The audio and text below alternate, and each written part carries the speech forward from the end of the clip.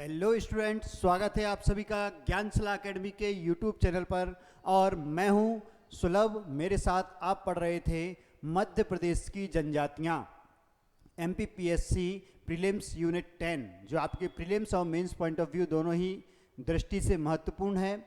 हम पिछली क्लासेस में जनजातियों के बारे में पढ़ चुके हैं, जनजातियां वर्गीकरण पढ़ चुके हैं, विमुक्त, घुमंतु, घुमक्कड़, अर्ध घुमक्कड़ जनजातियों के बारे में भी हम पढ़ चुके हैं। हम पीबीटीजी के बारे में भी पढ़ चुके हैं, संवैधानिक प्रावधान भी हम खत्म कर चुके हैं। हमने क्या लास्ट क्लास में जनजातियों से संबंधित योजनाएं शुरू की थी और आज उन्हीं योजनाओं को हम आगे बढ़ाएंगे। तो लास्ट जो क्लास थी उसमें हमने क्या आर्थिक योजनाएं पढ़ी थी। हमने लास्ट क्लास में विमुक्त, घुमंतु, अर्ध घुमंतु जनजातियों के बारे में और क्या जनजातियों से संबंधित आर्थिक योजनाओं के बारे में पढ़ा था। आज हम कुछ सामाजिक और कुछ आर्थिक योजनाएं भी साथ में पढ़ते हैं। चलिए, तो आज की हमारी पहली योजना कौन सी है? हमारी पहली योजना है एकलव्य शिक्षा विकास योजना। कौन सी योजना?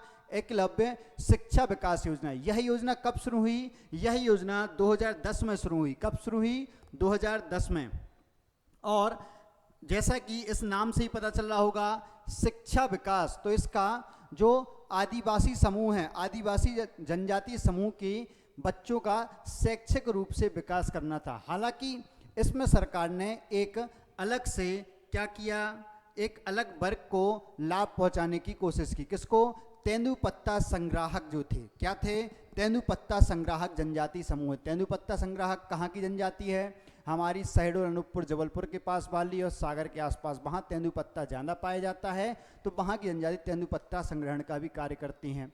तो तेंदुपत्ता संग्राहक हैं, उनके जो मेधावी छात्र हैं उन्हें उच्च शिक्षा हेतु, किसके लिए? उच्च शिक्षा प्रोत्साहन हेतु यह योजना। अब इसमें अलग अलग प्रावधान किए गए थे। क्या कि 9वीं और 10वीं के छात्र हैं उन्हें 12,000 रुपये की छात्रवृत्ति, 11वीं और 12वीं के छात्र हैं उन्हें 15,000 रुपये की, और जो गैर तकनीकी स्नातक करते हैं, क्या गैर तकनीकी स्नातक क्या हो जाएगा? बीए, बीकॉम, नॉर्मल, बीएससी, ये गैर तकनीकी हैं, तो उन्हें कितना? 20,000 रुपये की। और जो तकनीकी स्नातक करते हैं, जैसे कोई एमबीबीएस कर रहा है, कोई बीई कर रहा है, कोई बीटेक कर रहा है, तो ये तकनीकी हो जाएंगे। तो तकनीकी स्नातक छात्रों के लिए 50,000 रुपये की आर्थिक सहायता प्रदान की जाती थी इस योजना के तहत। तो कौन सी हुई योजना? ये योजना हुई हमारी एकलव्य शिक्षा विकास योजना। और इस योजना में कब? 15 नवंबर 2010 को प्रारंभ हुई है। और इसके माध्यम से जो तेंदुपत्ता संग्राहक हैं उनके मेधावी छात्र छात्राओं को क्या स्कॉलरशिप दिए जाने का प्रावधान किया गया था। क्या किया गया था? स्कॉलरशिप का, अलग अलग क्लास के लिए अलग अलग। फिर अगली योजना है हमारी कौन सी? एकलव्य मॉडल आवासीय विद्यालय योजना। एकलव्य मॉडल आवासीय विद्यालय योजना। यह योजना कब प्रारंभ हुई? यह योजना प्रारंभ हुई 1997 और 98 में। कब? 1997-98 में यह योजना प्रारंभ की गई थी। अब इस योजना का उद्देश्य क्या था? इस योजना का उद्देश्य था कि इसके नाम में छुपा हुआ है, इसका नाम ही क्या है कि आवासीय विद्यालय। तो जनजातीय समुदाय के जो बालक बालिकाएं हैं उन्हें आवासीय विद्यालय सुविधा उपलब्ध कराना। और यह जो योजना है यह किससे? यह नवोदय विद्यालय से प्रेरित थी। किससे? नवोदय विद्यालय। इसके आधार पर एकलव्य मॉडल स्कूल स्थापित करने थे। यह 1997-98 में आई थी। और क्या था कि भाई आदिवासी विद्यार्थियों गुणवत्ता युक्त, कौन सी? गुणवत्ता युक्त शिक्षा प्रदान करनी थी, आवासीय विद्यालयों के साथ गुणवत्ता भी। फिर हम बात करें अगली जो हमारी योजना है, अगली योजना कौन सी है? विदेशी अध्ययन छात्रवृत्ति योजना। अभी हम शिक्षा के लिए पढ़ रहे हैं। कौन सी? विदेशी अध्ययन छात्रवृत्ति योजना। अच्छा, चलिए एक कन्फ्यूजन और दूर कर दूं आप लोगों की। आप लोगों को एक और योजना मिलेगी, एकलव्य आदर्श आवासीय विद्यालय योजना। जब वो आप पढ़ेंगे तो उसमें आपको क्या 2012-13 पढ़ने मिलेगा। क्या? 2012-13। तो उसमें क्या? उसमें नया एक टर्म जोड़ दिया था, निःशुल्क शिक्षा। उसमें निःशुल्क शिक्षा की बात की गई थी। यहाँ पर गुणवत्ता युक्त शिक्षा की बात, नवोदय विद्यालय की तर्ज पर ईएमआरएस स्थापित करने की बात, और जो 2012-13 में इसमें सुदृढ़ीकरण हुआ तो उसमें निःशुल्क शिक्षा की बात की गई थी। याद रखिएगा, एकलव्य आदर्श आवासीय विद्यालय जो खोले गए। अब आ जाओ विदेशी छात्रवृत्ति योजना। तो विदेशी छात्रवृत्ति योजना है, इसका प्रारंभ कब? 2003 में हुआ। कब? 2003 में यह योजना प्रारंभ हुई और इस योजना में क्या प्रावधान किया गया था कि जो एसटी वर्ग है, एसटी वर्ग के छात्रों को विदेश जाने के लिए छात्रवृत्ति, तो एसटी वर्ग के छात्रों को, एसटी वर्ग के छात्रों को विदेश जाने के लिए छात्रवृत्ति, उच्च शिक्षा, विदेश से उच्च शिक्षा प्राप्त करने के लिए, तो विदेश से उच्च शिक्षा,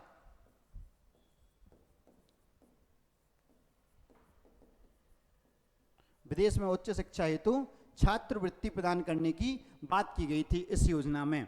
फिर इसके बाद हमारी अगली योजना है कौन सी? हमारी अगली योजना है सिविल सेवा प्रोत्साहन योजना। इस योजना में क्या किया गया था? इस योजना में सिविल सेवाओं में जो जनजातीय समुदाय हैं, इन्हें सिविल सेवाओं में प्रोत्साहन के लिए राशि दी जाती थी। क्या राशि दी जाती थी? अब ये योजना है, यह योजना कब प्रारंभ की गई अगर हम बात करें तो यह योजना प्रारंभ की गई थी 2012-13 में। कब? 2012-13 में यह योजना प्रारंभ की गई थी और इसका उद्देश्य क्या था कि सिविल सेवा की तैयारी करने वाले मेधावी अनुसूचित जनजाति समूह के बच्चों को प्रोत्साहन देना।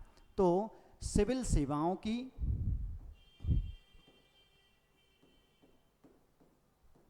तैयारी करने वाले मेधावी एसटी वर्ग के छात्रों को प्रोत्साहन, ये क्या? यह इसका उद्देश्य था इस योजना का। फिर अगर हम इसके प्रावधान की बात करें तो प्रावधान इसके अलग अलग थे, यूपीएससी के लिए अलग और एमपीपीएससी के अलग। जो सहायता दी जाती थी इसमें जो प्रावधान थे, तो यूपीएससी के लिए अलग थे और स्टेट पीसीएस के लिए अलग थे। तो अगर एसटी वर्ग का कोई छात्र यूपीएससी का एग्ज़ाम क्वालिफाई करता है, तो देखिए यूपीएससी का एग्ज़ाम क्वालिफाई करता है तो उसे प्रीलिम्स क्वालिफाई करने पर कितनी 40,000 रुपये की आर्थिक सहायता, मेंस क्वालिफाई करने पर 60,000 रुपये की और साक्षात्कार के लिए 50,000 रुपये की आर्थिक सहायता दी जाती है, यानी कि तैयारी करने के लिए। प्रीलिम्स के लिए 40,000 रुपये, मेंस के लिए 60,000 और इंटरव्यू के लिए 50,000। किसमें? यूपीएससी में। और अगर मैं बात करूं स्टेट पीसीएस या मध्य प्रदेश लोक सेवा आयोग की कर रहा हो या किसी और राज्य की, तो उसके लिए प्रारंभिक परीक्षा में 20,000, मेंस में 30,000, कितना? 30,000 मेंस में और इंटरव्यू में 25,000 रुपये की आर्थिक सहायता प्रदान की जाती थी। तो यह कौन सी योजना हो गई? यह योजना हो गई हमारी सिविल सेवा प्रोत्साहन योजना। इस योजना में क्या? एसटी वर्ग के मेधावी छात्र जो सिविल सेवाओं की तैयारी कर रहे हैं, उन्हें अलग अलग स्तर पर सफलता प्राप्त करने पर अलग अलग धनराशि प्रदान की जाती है। ठीक, अब अगली योजना हमारी है, अगली योजना है परीक्षा पूर्व प्रशिक्षण योजना। कौन सी योजना? परीक्षा पूर्व प्रशिक्षण योजना। यह योजना कब प्रारंभ की गई? यह योजना प्रारंभ की गई 2012 में। कब? 2012 में यह योजना प्रारंभ की गई और इसका उद्देश्य क्या था कि सरकार सोच रही थी कि हमें एसटी वर्ग के लोगों को जो कोचिंग लेने में सक्षम नहीं है, तो उनके लिए जो रेमेडियल क्लासेस का आपने कॉन्सेप्ट सुना हो, रेमेडियल क्लासेस, तो रेमेडियल क्लासेस इसी के तहत शुरू की गई थी। किसके लिए? प्रतियोगी परीक्षाओं के लिए। तो इसमें यह प्रावधान किया गया था जो प्रमुख 7 संभागीय मुख्यालय हैं, कौन कौन से? भोपाल, इंदौर, जबलपुर, ग्वालियर, सागर, रीवा, मुरैना। कौन कौन से? चंबल संभाग का मुख्यालय। फिर हमारे 4 मेट्रो सिटी, इंदौर, भोपाल, ग्वालियर, जबलपुर, सागर, रीवा, मुरैना, ये 7 सिटी। तो इनमें प्रतियोगी परीक्षा की तैयारी कराई जाएगी संभाग मुख्यालयों पर। यह प्रावधान किया गया था इस योजना में। परीक्षा पूर्व तैयारी, परीक्षा के पहले तैयारी कराने की सुविधा दी गई थी। इसमें रेमेडियल क्लासेस चलाई जाती थीं। फिर अगली योजना है हमारी कौन सी? हमारी अगली योजना है आकांक्षा योजना। कौन सी योजना? आकांक्षा योजना। अब आकांक्षा योजना कब प्रारंभ हुई? यह योजना प्रारंभ हुई 2018 में। कब? 2018 में। इस योजना में क्या प्रावधान किए गए? इस योजना में प्रावधान थे कि 10वीं के पश्चात जो 10वीं में हैं, कक्षा 10वीं के प्रतिभावान छात्र हैं एसटी वर्ग के, एससी एसटी दोनों के लिए थी ये, तो जो एसटी वर्ग के छात्र हैं उन्हें जेई, नीट, यूजीसी नेट इन सब की तैयारी के लिए प्रोत्साहन देना था। आकांक्षा योजना में क्या था, 2018 में प्रारंभ हुई, जनजाति कार्य विभाग द्वारा इसका संचालन, और कक्षा 10वीं के प्रतिभावान एसटी वर्ग के छात्र छात्राओं को JEE, NEET, UGC NET, CLAT आदि परीक्षाओं की तैयारी हेतु प्रोत्साहन दिया जाता था इस योजना के माध्यम से। कौन सी योजना, आकांक्षा योजना। फिर अगली योजना है हमारी कौन सी, केंद्रीय प्री मैट्रिक सहायता योजना। कौन सी योजना, केंद्रीय प्री मैट्रिक। तो इसमें प्री मैट्रिक की बात है, तो प्री मैट्रिक में क्या करेंगे, प्री मैट्रिक क्या होता है, मैट्रिक कहलाती थी 12वीं और प्री मैट्रिक 9वीं 10वीं, प्री मैट्रिक 9वीं 10वीं। तो इस योजना का प्रारंभ कब हुआ, इस योजना का प्रारंभ हुआ था 2015 में। कब, 2015 में योजना प्रारंभ की गई, और इसका उद्देश्य 9वीं 10वीं के आदिवासी वर्ग के छात्र छात्राओं को छात्रवृत्ति प्रदान करना था। तो इसके माध्यम से एसटी वर्ग के 9वीं 10वीं के छात्र छात्राओं को छात्रवृत्ति प्रदान की जाती। प्री मैट्रिक याद रखना है इससे। फिर प्रतिभा योजना। कौन सी योजना, प्रतिभा योजना। इसका प्रारंभ 2016 में किया गया था। कब, 2016 में। ये भी किसके लिए थी, ये भी शिक्षा के लिए थी, और इसका उद्देश्य क्या था कि जो एसटी वर्ग के विद्यार्थी हैं उन्हें निःशुल्क आवासीय सुविधा उपलब्ध कराना। क्यों, क्योंकि एसटी वर्ग के लोग गांव में रहते हैं, गांव में स्कूल वगैरह नहीं थे, तो अनुसूचित जनजाति छात्रावास स्थापित किए गए थे इस योजना के माध्यम से। क्या, छात्रावास, तो वह आवास उपलब्ध कराने के लिए इनकी स्थापना की गई थी। तो प्रतिभा योजना के माध्यम से निःशुल्क आवासीय सुविधा छात्र छात्राओं की, अनुसूचित जनजाति वर्ग के विद्यार्थियों के लिए क्या, निःशुल्क आवासीय सुविधा की बात की गई थी। किसकी, निःशुल्क आवासीय सुविधा की।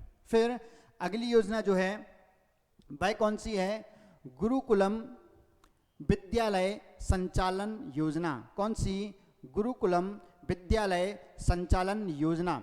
यह योजना कब प्रारंभ हुई, यह योजना प्रारंभ हुई 2017 में।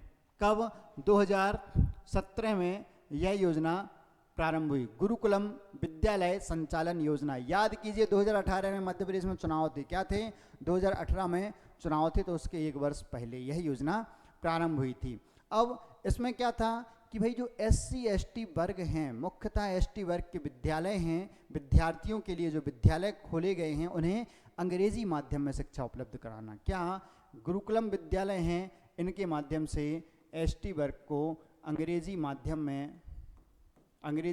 में विद्यालयों में अंग्रेजी माध्यम में शिक्षा उपलब्ध कराना, यह इसका मुख्य उद्देश्य था। गुरुकुलम विद्यालय संचालन योजना, गुरुकुलम विद्यालय संचालन योजना कब की, 2017 में प्रारंभ हुई ये योजना थी। फिर इसके बाद हमारी अगली योजना है कौन सी, कस्तूरबा गांधी विद्यालय योजना। कस्तूरबा गांधी विद्यालय योजना, तो इस योजना का प्रारंभ कब, 2004 में हुआ था। कब, 2004। तो इसकी डेट भी महत्वपूर्ण है, यह योजना महत्वपूर्ण है, इसकी डेट भी 20 जुलाई 2004 याद रखिएगा। और यह किसके लिए थी, जो अनुसूचित जनजाति वर्ग की छात्राएं हैं। कौन है, अनुसूचित जनजाति वर्ग की छात्राएं, उन्हें आवासीय शिक्षा उपलब्ध कराना। तो आवासीय विद्यालयों की स्थापना की गई थी एसटी वर्ग की बालिकाओं छात्राओं के लिए। क्या, आवासीय विद्यालयों की स्थापना की गई थी इसके माध्यम से। कब प्रारंभ हुई, यह प्रारंभ हुई 20 जुलाई 2004। इसकी डेट महत्वपूर्ण है, तो इसकी डेट भी आप याद रखें।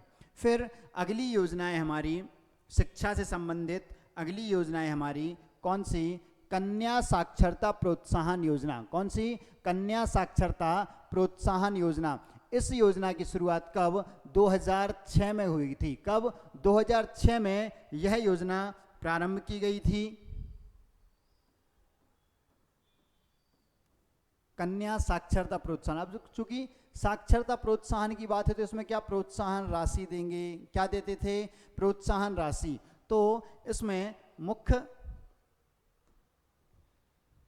क्या था उद्देश्य, क्या था? जो SC ST वर्ग की छात्राएं हैं उन्हें उच्च शिक्षा के लिए प्रोत्साहित करना था कि उच्च शिक्षा के लिए प्रोत्साहित करें। लेकिन इनकी स्कूली शिक्षा ही कम थी, तो स्कूली स्तर से इन्हें क्या छात्रवृत्ति देना प्रारंभ। तो इसमें क्या था, 6वीं 9वीं एवं 11वीं कक्षा में प्रवेश लेने वाली छात्राओं को क्रमशः 500 रुपये, 1000 रुपये एवं 3000 रुपये प्रोत्साहन राशि के रूप में प्रदान किए जाते थे। 6वीं में प्रवेश लेने पर 500 रुपये, 9वीं में प्रवेश लेने पर 1000 रुपये और 11वीं में प्रवेश लेने पर 3000 रुपये प्रोत्साहन राशि उपलब्ध कराई जाती थी। याद रखिएगा, क्या प्रोत्साहन राशि उपलब्ध कराई जाती थी 6वीं 9वीं और 11वीं में अलग अलग। फिर इसके बाद हमारी अगली योजना है शंखनाद योजना। बहुत ही महत्वपूर्ण योजना है, बजट में इस योजना का जिक्र किया जा चुका है कई बार, तो इसलिए ये महत्वपूर्ण है। कब? 1997 में। कब यह योजना प्रारंभ हुई? तो यह योजना प्रारंभ हुई 1997 में। और किस दिवस? तो 26 जनवरी 1997। तो इसकी डेट भी आप याद रखें, क्या है इसकी डेट? 26 जनवरी 1997। इसका क्या माध्यम था कि आदिवासी क्षेत्रों में हमें विकास लाना है ना? क्या लाना है? विकास लाना है। तो उसका प्रचार प्रसार स्कूलों के माध्यम से ही हो सकता है। यह बहुत डाइवर्सिफाइड योजना थी, बहुत ही विविध योजना थी कि भाई स्कूल हैं, जो स्कूल जनजातीय क्षेत्रों में जागरूकता ला सकते हैं, जागरूकता प्रसार का माध्यम इन्होंने स्कूल को चुना था। शंखनाद, शंखनाद, किसी चीज़ की शुरुआत करो, नाद करो, शंख से नाद, लोगों को जागृत करो। जागृत करना है तो कैसे? स्कूलों के माध्यम से जनजातीय वर्ग के जो क्षेत्र हैं, जनजातीय क्षेत्र, अनुसूचित क्षेत्र में स्कूलों के माध्यम से जागरूकता प्रसार करने के लिए कौन सी? शंखनाद योजना लाई गई थी। फिर इसके बाद हमारी अगली योजना है शिक्षा से संबंधित। अगली योजना है हमारी कौन सी? धनवंतरी योजना। कौन सी? धनवंतरी योजना। बहुत ज़्यादा महत्वपूर्ण, इसका आप उद्देश्य याद रखें। ये शिक्षा से संबंधित योजना है। किससे? शिक्षा से, अनुसूचित जाति जनजाति वर्ग के। तो इसमें क्या? SC ST वर्ग को निःशुल्क स्कूली शिक्षा उपलब्ध कराने की बात की गई थी। फिर इसके बाद हमारी अगली योजना है, जो अगली योजना है हमारी, वो कौन सी है? निःशुल्क साइकिल प्रदाय योजना। कौन सी? निःशुल्क साइकिल प्रदाय योजना। तो इसमें आपको पता है कि भाई कि जो बालिकाएं हैं उन्हें साइकिल प्रदान की जाती थी स्कूल आने के लिए अपने गांव से, और ST वर्ग में लड़कों को भी प्रदान की जाती थी। किसको? लड़कों को भी। तो यह कब प्रारंभ हुई? यह योजना प्रारंभ की गई कब? 2007 में। कब? 2007 में। और कक्षा 8वीं उत्तीर्ण करना इसमें आवश्यक था कि कक्षा 8वीं उत्तीर्ण करने पर उस वर्ग के छात्रों को, बालिकाओं को, इसमें SC ST की बालिकाओं की बात है, तो बालिकाओं के लिए स्कूल जाने हेतु साइकिल, निःशुल्क साइकिल प्रदान की जाती थी, साइकिल वितरण किया जाता था। फिर अभी भी किया जाता है साइकिल वितरण। फिर है अगली हमारी योजना श्यामा प्रसाद मुखर्जी छात्रवृत्ति योजना। कौन सी योजना? श्यामा प्रसाद मुखर्जी छात्रवृत्ति योजना। अब छात्रवृत्ति नाम ही है। श्यामा प्रसाद मुखर्जी छात्रवृत्ति योजना प्रारंभ कब हुआ? तो यह योजना 2010 में। कब? 2010 में प्रारंभ हुई। याद रखिएगा कब प्रारंभ हुई? 2010 में। और इस योजना में क्या प्रावधान था? तो इसका उद्देश्य था कि 12वीं में जो 80% से अधिक अंक लाते हैं, जो 12वीं में 80% से अधिक अंक लाते हैं, तो ऐसे ST वर्ग के छात्रों को छात्रवृत्ति एवं फीस प्रतिपूर्ति की जाएगी। 12वीं की फीस प्रतिपूर्ति की जाएगी और कॉलेज उच्च शिक्षा की फीस सरकार भरेगी। उसकी उच्च शिक्षा का सारा खर्चा कौन? मध्य प्रदेश सरकार, भारत सरकार उठाएगी। याद रखिए। तो ये क्या? श्यामा प्रसाद मुखर्जी छात्रवृत्ति योजना। तो एक बार पहले इन योजनाओं को रिवाइज कर लेते हैं, फिर हम इसके बाद आगे बढ़ेंगे। तो एक बार जल्दी से देख लेते हैं कौन कौन सी योजनाएं थी। तो श्यामा प्रसाद मुखर्जी छात्रवृत्ति योजना कब? 2010 की। किसके लिए था? कि भाई 12वीं में 80% से अधिक अंक लाने वाले ST वर्ग के छात्रों को क्या फीस प्रतिपूर्ति की जाएगी और छात्रवृत्ति भी दी जाएगी। फिर इसके पहले हमने पढ़ी धनवंतरी योजना, जो SC ST वर्ग को निःशुल्क शिक्षा उपलब्ध कराने के लिए थी। निःशुल्क साइकिल प्रदाय योजना 2007 में प्रारंभ हुई, जिसमें 8वीं उत्तीर्ण करने की बात याद रखना, 8वीं कक्षा उत्तीर्ण होना चाहिए। तो ऐसी बालिकाओं को क्या शिक्षा की बात, वो साइकिल वितरण की। फिर कन्या साक्षरता प्रोत्साहन योजना, यह कब? 2006 में। तो कन्याओं की साक्षरता को प्रोत्साहित करने के लिए इसमें 6वीं 9वीं 11वीं कक्षा में प्रवेश लेने पर क्रमशः कितना? 500, 1000 और 3000 रुपए का प्रोत्साहन। फिर शंखनाद योजना, तो शंख से नाद करना है, कब? 26 जनवरी 2007 को प्रारंभ हुई थी और स्कूलों के माध्यम से अनुसूचित क्षेत्रों में शंखनाद जागरूकता फैलानी है, तो यह शंखनाद योजना थी। फिर इसके पहले हमने पढ़ी गुरुकुलम विद्यालय संचालन योजना, कौन सी? गुरुकुलम विद्यालय संचालन। तो ऐसे गुरुकुल विद्यालयों में 2017 में प्रारंभ हुई और एसटी वर्ग के विद्यार्थियों को क्या? अंग्रेजी माध्यम में शिक्षा उपलब्ध करानी है। एसटी वर्ग के विद्यार्थियों को, किसको? स्टूडेंट्स को।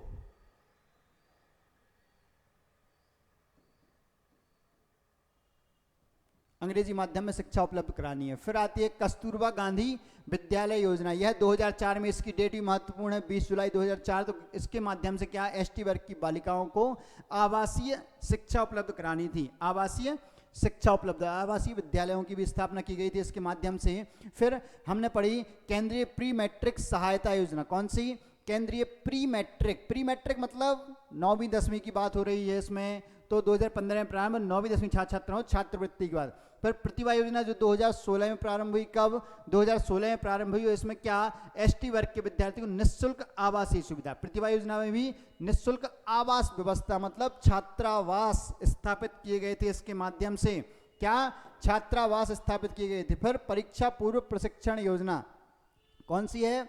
परीक्षा पूर्व प्रशिक्षण योजना। तो इसमें क्या? 7 संभागीय मुख्यालयों पर, इंदौर, भोपाल, ग्वालियर, जबलपुर, सागर, रीवा और मुरैना, इन 7 संभागीय मुख्यालयों में प्रतियोगी परीक्षाओं की तैयारी के लिए क्लासेस चलाई जा रही थी निःशुल्क। पर आकांक्षा योजना जो 2018 में प्रारंभ हुई, इसमें क्या? जो 10वीं के प्रतिभावान छात्र हैं उन्हें JEE, नीट, UGC नेट और क्लेट की तैयारी के लिए सहायता, प्रोत्साहन दिया जा रहा था। फिर इसके बाद हमने क्या? सिविल सेवा प्रोत्साहन योजना, कौन सी? सिविल सेवा प्रोत्साहन योजना, यह कब? 2012-13 में प्रारंभ हुई। सिविल सेवा के अभ्यर्थियों के लिए, एस्पिरेंट्स के लिए, जो एसटी वर्ग के उनके लिए यह सहायता राशि। यूपीएससी में प्री क्वालिफाई, प्री के लिए 40,000, मेंस के लिए 60,000, इंटरव्यू के लिए 50,000। स्टेट पीसीएस में प्री के लिए 20,000, मेंस के लिए 30,000 और इंटरव्यू के लिए 25,000 की सहायता की बात इसमें है। फिर एकलव्य मॉडल आवासीय विद्यालय 1997, 98, 1997, 98 वर्ष याद रखिएगा। और इसमें क्या? आदिवासी विद्यार्थियों के लिए गुणवत्तायुक्त मानक शिक्षा प्रदान करने के लिए नवोदय विद्यालय की तर्ज पर विद्यालय स्थापित करना। फिर विदेशी अध्ययन छात्रवृत्ति, तो विदेश में जाने के लिए, विदेश में उच्च शिक्षा प्राप्त करने के लिए छात्रवृत्ति की बात की 2003 में प्रारंभ हुई थी। और उसके पहले हमने पढ़ी एकलव्य शिक्षा विकास योजना, जो कब? 2010 में प्रारंभ हुई। 15 नवंबर को वैसे जनजातीय गौरव दिवस ही मनाया जाता है, भगवान बिरसा मुंडा का जन्म दिवस है। जी हाँ, जनजातीय व्यक्ति जो है वो बिरसा मुंडा को भगवान मानते हैं, भगवान बिरसा मुंडा। तो तेंदुपत्ता संग्राहक हैं, उनके मेधावी छात्रों को प्रोत्साहन राशि अलग अलग क्लास के लिए अलग अलग है, ठीक है। तो इस तरीके से हमने क्या? शिक्षा से संबंधित योजनाएं पढ़ी। ये सारी योजनाएं एक बार और जल्दी से रिवाइज देखते जाइए। एकलव्य मॉडल आवासीय, विदेशी छात्रवृत्ति, फिर सिविल सेवा प्रोत्साहन योजना, फिर इसके बाद हमने पढ़ी कौन सी? स्क्रीनशॉट चाहें तो आप ले सकते हैं इस दौरान। परीक्षा पूर्व प्रशिक्षण योजना थी, फिर आकांक्षा योजना थी, फिर इसके बाद कौन सी थी? केंद्रीय प्री मैट्रिक सहायता योजना, प्रतिभा योजना। याद रखिएगा किसका संबंध किससे है। फिर अगली है गुरुकुलम विद्यालय संचालन योजना, जल्दी रिवाइज करते जाइए। फिर अगली थी कस्तूरबा गांधी विद्यालय योजना, 20 जुलाई 2004, डेट याद रखना महत्वपूर्ण है। कन्या साक्षरता प्रोत्साहन योजना, तो 6वीं 9वीं 10 और 11वीं में एडमिशन पर अलग अलग। शंखनाद 26 जनवरी 1997, याद रखिएगा डेट महत्वपूर्ण है। धनवंतरी योजना, निःशुल्क साइकिल प्रदाय 2007। और फिर श्यामा प्रसाद मुखर्जी छात्रवृत्ति योजना हमने अभी यहाँ तक पढ़ी। अब हम आगे बढ़ते हैं। तो अगली योजना है हमारी कौन सी? आहार अनुदान योजना। क्या? आहार अनुदान योजना। इस योजना का प्रारंभ कब हुआ? 2017 में। 2017 में यह योजना प्रारंभ हुई और इसमें क्या? जो विशेष पिछड़ी जनजाति है मध्य प्रदेश की, बैगा, सहरिया, भारिया, जो मध्य प्रदेश की विशेष पिछड़ी जनजातियां हैं बैगा, सहरिया, भारिया, इनको उचित पोषण प्रदान करने के लिए यह योजना प्रारंभ की गई थी। क्या? उचित पोषण प्रदान करने के लिए। और इन्हें प्रति माह पोषण भत्ता, क्या पोषण भत्ता प्रति माह पोषण भत्ता 1500 रुपये किसके खाते में? जो उस परिवार की महिला मुखिया है उसके खाते में डाला जाता था।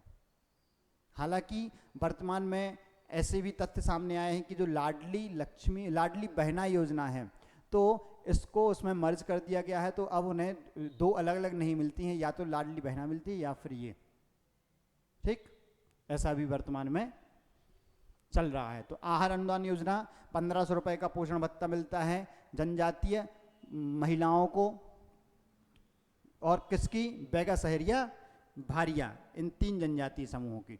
फिर अगली योजना है हमारी क्या? लघु वन उत्पादों के लिए सहायता अनुदान कार्यक्रम।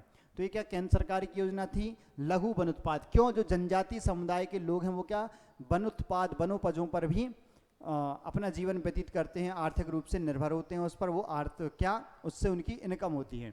तो इनमें क्या कि लघु वन उत्पादों को प्रोत्साहित करने के लिए 100% अनुदान से क्या गोदाम सुविधा, जो लघु वनोपज हैं उनके लिए गोदाम सुविधा, ऋण सुविधा और खाद्य प्रसंस्करण हेतु सहायता प्रदान करनी है। जो लघु वनोपज है उनके लिए गोदाम सुविधा के लिए, उनको अगर ऋण की आवश्यकता है उसके लिए किसी काम संबंधित, और खाद्य प्रसंस्करण करना है उनका लघु वनोपजों का, तो उसके लिए 100% सहायता प्रदान की जाती थी इसके माध्यम से। फिर अगली है कौन सी हमारी योजना? हमारी अगली योजना है नवजीवन योजना। कौन सी? नवजीवन योजना। पानी पी लो 1 मिनट।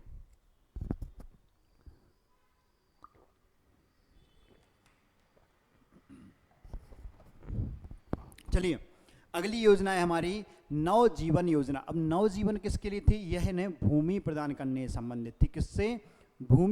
भूखंड आवंटित करने से संबंधित थी नवजीवन योजना। तो इसमें आदिवासियों को सस्ती दर पर भूखंड आवंटित किया जाता था, और ऐसी जगह भूखंड आवंटित किया गया, ऐसी सुविधायुक्त जहाँ क्या सब्सिडी युक्त तो भूखंड, जहाँ पर क्या सड़क, पेयजल, मलजल निकास, प्रकाश इत्यादि सारी सुविधाएं हों, ऐसी जगह पर रहने के लिए भूखंड जमीन उपलब्ध कराई गई।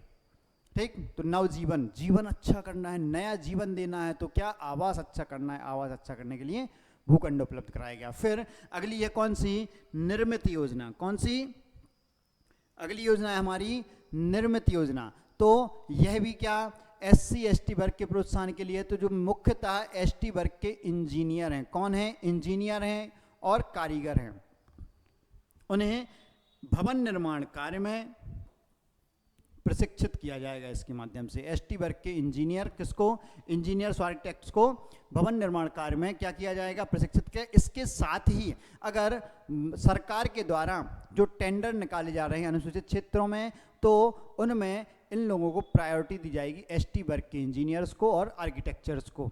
तो जो सहकारी समितियों के माध्यम से शासन के निर्माण कार्य के ठेके हैं सहकारी समितियों के माध्यम से, जो अनुसूचित जनजाति के लोगों को भी प्रदान किए जाएंगे। तो शासन के जो निर्माण कार्य हैं इसके ठेके ST वर्ग के लोगों को सहकारी समितियों के माध्यम से प्रदान किए जाएंगे, याद रखना। तो कौन सी है ये? निर्मित योजना। तो एक है नवजीवन जिसमें भूखंड आवंटित किया जाता है, और निर्मित में निर्माण कराया जाएगा, तो निर्माण ST वर्ग के लोगों के द्वारा कराया जाएगा। फिर अगली योजना है हमारी कौन सी? पवन पुत्र योजना। कौन सी योजना? अगली योजना है पवन पुत्र योजना। तो पवन पुत्र योजना में क्या थी? पवन पुत्र हनुमान, ऐसा ज़्यादा नहीं सोचना है कुछ भी आपको, बहुत ही सामान्य सा है कि जो ST वर्ग के निर्धन युवा हैं उन्हें स्वरोजगार के लिए थी। क्या? स्वरोजगार। देखिए पवन पुत्र नाम क्यों चला था? क्योंकि आपको याद हो छिंदवाड़ा हनुमान जी का फेमस क्षेत्र भी है छिंदवाड़ा में, तो कमलनाथ जी ने आवाज़ उठाई थी कि हनुमान जी के बच्चे हैं सभी आदिवासी, कि मतलब वो उनके आराध्य हैं, हनुमान जी सभी के आराध्य हैं। और वही बहुत सारी आप अफ्रीकी कल्चर देखोगे उसमें भी हनुमान जी आराध्य हैं। तो हनुमान जी पवन पुत्र संबंध उसी से हैं। इसमें क्या था कि जो ST वर्ग के निर्धन युवा हैं, जो ST वर्ग के निर्धन युवा हैं, इन्हें आर्थिक स्तर पर, उनके आर्थिक स्तर को ऊंचा उठाने के लिए क्या रिक्शा, टेम्पो इन सब के लिए आर्थिक सहायता, इनके लिए आर्थिक सहायता, टेम्पो रिक्शा खरीदना हो उसके लिए आर्थिक सहायता की बात की गई थी। किसमें? पवन पुत्र ऑटो रिक्शा खरीदने के लिए आर्थिक सहायता संबंधी योजना है। फिर इसके बाद हमारी अगली योजना है जीवन धारा योजना। कौन सी? जीवन धारा योजना। तो जीवन धारा किससे संबंधित होगी? पानी से। धारा पानी की बहती है, जीवन के लिए भी आवश्यक है, तो जीवन धारा पानी से संबंधित। लेकिन यह क्या? सिंचाई के लिए थी। किसके लिए? सिंचाई के लिए, क्योंकि वो क्या खेती करते हैं, तो इनके क्या अनुसूचित जनजाति सदस्यों की लघु सिंचाई सुविधा, क्या? लघु सिंचाई सुविधा और कृषि उपकरण उपलब्ध कराना, इन्हें सिंचाई सुविधा उपलब्ध कराना और कृषि उपकरण उपलब्ध कराने हेतु कौन सी? जीवन धारा योजना प्रारंभ की गई। कौन सी योजना? जीवन धारा योजना प्रारंभ की गई। फिर इसके बाद हम देखें कुछ स्वास्थ्य संबंधी योजनाएं। क्या देखें? हम देखें कुछ स्वास्थ्य संबंधी योजनाएं। तो एक योजना थी हीमोग्लोबिनोपैथी निदान कार्यक्रम। हीमोग्लोबिनोपैथी निदान कार्यक्रम। तो हीमोग्लोबिनोपैथी का संबंध था जो रक्त से संबंधित विकार जनजातियों में होते हैं, जैसे सिकल सेल एनीमिया हुआ, थैलीसीमिया हुआ और भी अन्य हीमोग्लोबिन और रक्त से संबंधित डिसीज हैं। तो उनके निदान के लिए यह योजना प्रारंभ की गई। यह योजना कब? 15 जुलाई 2022। महत्वपूर्ण है क्योंकि ज़्यादा पुरानी भी नहीं है। फिर इसमें क्या? सिकल सेल एनीमिया, थैलीसीमिया और अन्य हीमोग्लोबिन विकारों के लिए जो पीड़ित हैं उनकी स्क्रीनिंग, रेफरल और प्रबंधन प्रणाली स्थापित की जाएगी। सिकल सेल एनीमिया वर्तमान में बहुत बड़ी समस्या है जनजातियों में, तो इसके निदान के लिए कौन सी? हीमोग्लोबिनोपैथी निदान कार्यक्रम। फिर इसके बाद हमारी अगली योजना है मुख्यमंत्री दुधारू पशु प्रदाय योजना। नाम से ही समझ आ रहा होगा, दुधारू पशु तो मतलब ऐसे पशु जो दूध दे दें, गाय, भैंस, ये प्रदान किए जाएंगे जनजाति वर्ग को। लेकिन यह सभी जनजाति वर्गों के लिए नहीं थी। यह जो योजना थी विशेष पिछड़ी जनजातियों के लिए। किसके लिए? विशेष पिछड़ी जनजातियां। यह कब प्रारंभ हुई? 6 सितंबर 2023 को इस योजना की घोषणा की गई। और इसमें क्या? बैगा सहरिया भारिया जनजाति है, इनकी आजीविका को सुदृढ़ करने के लिए जो दुधारू पशु हैं वो खरीदने हेतु अनुदान राशि प्रदान की जाएगी। इस योजना के माध्यम से इनके लिए अनुदान राशि प्रदान की जाएगी, याद रखिएगा।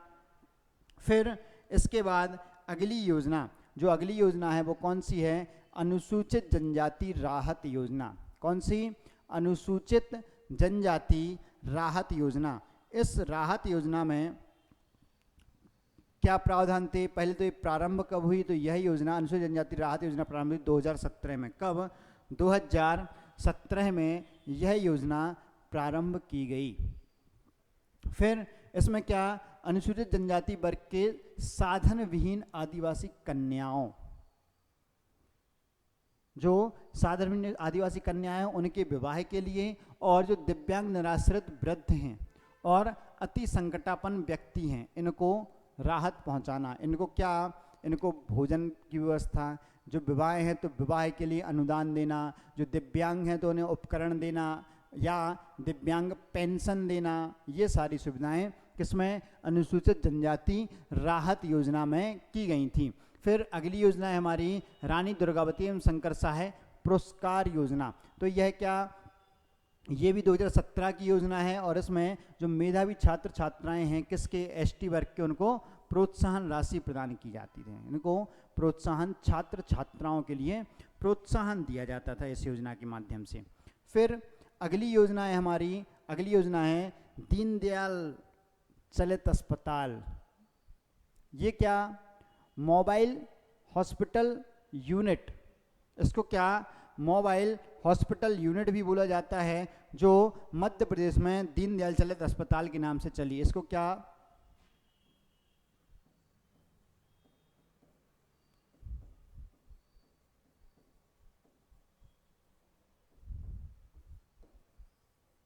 मोबाइल हॉस्पिटल यूनिट, ठीक।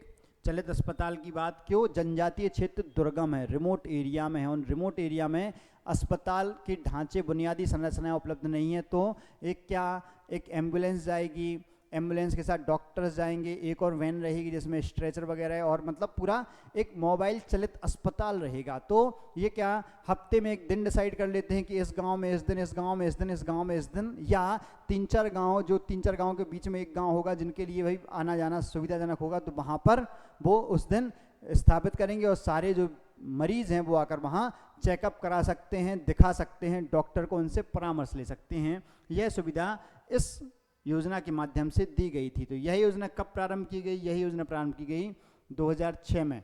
कब? 2006 में। पूरी डेट हर योजना की महत्वपूर्ण नहीं होती है, तो आप पूरी डेट याद करने के चक्कर में ना पड़े। यह कब 2006 में प्रारंभ हुई, इतना आप याद रखें। फिर इसमें क्या, जो अनुसूचित जनजाति अंचल है वहाँ पर चिकित्सा सुविधा उपलब्ध कराना, जो अनुसूचित जनजाति के अंचल है वहाँ चिकित्सा सुविधा उपलब्ध कराने के लिए यह प्रारंभ की। और मध्य प्रदेश के पूरे 89 आदिवासी ब्लॉक विकास खंडों में यह संचालित है, यह योजना।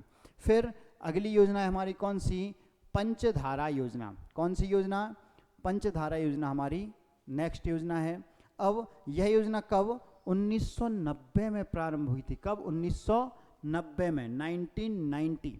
और यह जो आदिवासी महिलाएं हैं, कौन? आदिवासी महिलाएं, उनके उत्थान के लिए प्रारंभ की गई थी। और पंचधारा में 5 योजनाएं यूनिट में प्रारंभ की गई थी, पूरी इकट्ठी करके। तो उन 5 योजनाओं के समूह को पंचधारा कहा जाता है। कौन थी वो 5 योजनाएं? तो एक थी ग्राम्या, कल्प वृक्ष, सामाजिक पेंशन, वात्सल्य और आयुष्मती। ग्राम्या में क्या था? स्वरोजगार स्थापित करने हेतु ऋण। ग्राम्या में स्वरोजगार स्थापित करने हेतु ऋण की बात की गई। फिर कल्प वृक्ष में रेशम कीट पालन के लिए प्रशिक्षण, रेशम कीट पालन का प्रशिक्षण। फिर इसके बाद सामाजिक पेंशन, तो इसमें पेंशन दी जाती है। सामाजिक पेंशन कोई भी हो सकती है, वृद्धावस्था पेंशन भी हो सकती है, महिला विधवा पेंशन भी हो सकती है, या पोषण भत्ता भी हो सकता है। फिर वात्सल्य, तो वात्सल्य में था प्रसूति सहायता। क्या? प्रसूति सहायता दी जाती थी। और आयुष्मती में जो बेसहारा विधवा परित्यक्ता हैं महिलाएं, बेसहारा विधवा परित्यक्ता महिलाएं, उनकी सहायता की जाती थी। तो पंचधारा इन 5 योजनाओं का समूह थी। ग्राम्य, कल्पवृक्ष, सामाजिक पेंशन, वात्सल्य और आयुष्मती, इन 5 योजनाओं का समूह थी पंचधारा योजना। याद रखिएगा, 1990 में प्रारंभ हुई, आदिवासी महिलाओं के लिए है। ग्राम्य, कल्पवृक्ष, सामाजिक पेंशन, वात्सल्य और आयुष्मती, इन 5 को इकट्ठा करके यह योजना संचालित की जाती थी। फिर हम अगली योजना देखें तो हमारी अगली योजना है जीवन ज्योति योजना। कौन सी योजना? जीवन ज्योति योजना। अब यह योजना क्या जीवन ज्योति है, तो इसका संबंध था किससे? इसका संबंध था स्वास्थ्य सुविधाओं से। किससे? स्वास्थ्य सुविधाओं से। तो इसका उद्देश्य था कि आदिवासी जो समुदाय हैं उनके घरों के निकट ही चिकित्सा सुविधाएं उपलब्ध हों। तो उनके घरों के निकट चिकित्सा सुविधाएं उपलब्ध कराने के लिए यह योजना प्रारंभ की गई थी। फिर इसके बाद हमारी अगली योजना है दीनदयाल अंत्योदय उपचार योजना। क्या?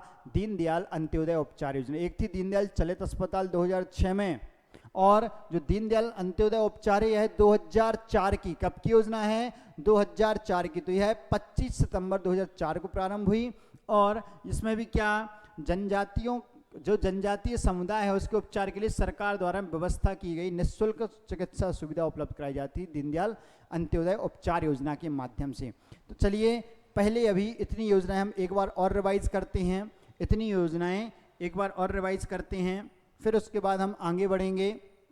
जीवन ज्योति निःशुल्क, क्या घर के पास चिकित्सा सुविधा के लिए दीनदयाल अंत्योदय उपचार 25 सितंबर 2004, इसकी डेट महत्वपूर्ण है, डेट महत्वपूर्ण है। क्या 25 सितंबर 2004 को प्रारंभ हुई थी, और क्या निःशुल्क चिकित्सा सुविधा उपलब्ध कराने के लिए यह प्रारंभ की गई थी। फिर अगली थी दीनदयाल चलित अस्पताल, इसकी भी डेट महत्वपूर्ण है 2006। क्या 2006 नवासी आदिवासी ब्लॉकों में लागू है और मोबाइल यूनिट स्थापित की जाती थी। पंचधारा 1990 5 योजनाओं का समूह है आदिवासी महिलाओं के लिए। कौन कौन सी?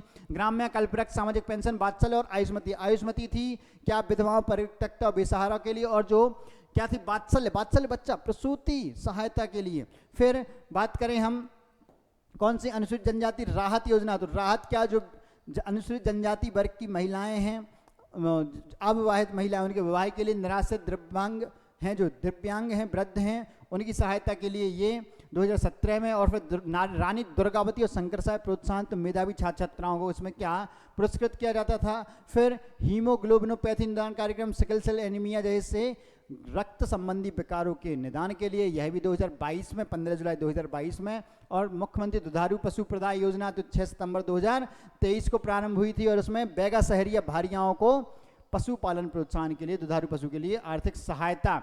फिर उसके पहले हम पढ़ी जीवन धारा। जीवन धारा क्या, जीवन धारा लघु सिंचाई योजनाओं के लिए और कृषि उपकरणों के लिए, क्या लघु सिंचाई सुविधा और कृषि उपकरण के लिए, पवन पुत्र ऑटो रिक्शा और टेम्पो आदि के लिए खरीदने के लिए आर्थिक सहायता। नवजीवन, जो नवजीवन थी, ये क्या सस्ती दर पर भूखंड, जो भूखंड क्या सड़क से, पेयजल से, बिजली से, इन सबसे कनेक्टेड हो। और निर्मित योजना तो SC ST वर्ग, मुख्य ST वर्ग के जो इंजीनियर्स हैं उन्हें प्रशिक्षण देना, साथ ही साथ उन्हें ठेके में प्राथमिकता देना कोई भी निर्माण कार्य के टेंडर में।